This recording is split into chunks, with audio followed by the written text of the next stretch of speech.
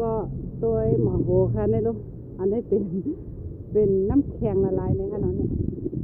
เพื่อทำกลางซองจะเป็นเครื่องในเขาก็นี่เพื่อทำกลางซองก็จะเป็นเครื่องในค่ะอันนี้จะเป็นต้นไม้ค่ะนะ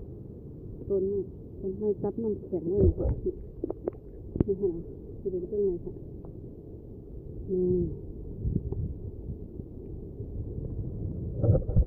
เส้นกล่อมกลางก็ลายหนึ่งค่ะเนาะ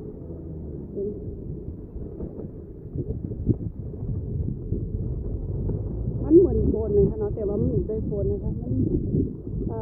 เป็นโฟนแต่ว่ามันตกลงมาก็จะกลายเป็นน้ำแข็งขนาดนั้นเนาะ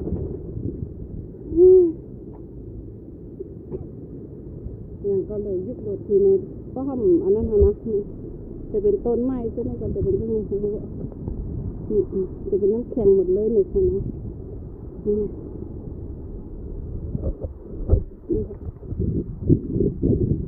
ค่ะเนาะก็จะเป็นต้นไม้ค่ะ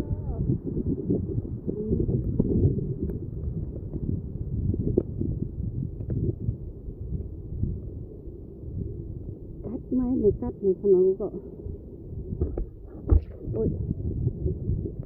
นี่ค่ะนี่ค่ะจะเป็นน้ำแข็งหมดเลยนะคะประมาณ7-8 ปีนะคะนะทำเลยมาหันเครื่องไหนเมื่อ7-8 ปีที่แล้วก็จะเป็นเครื่องไหนค่ะ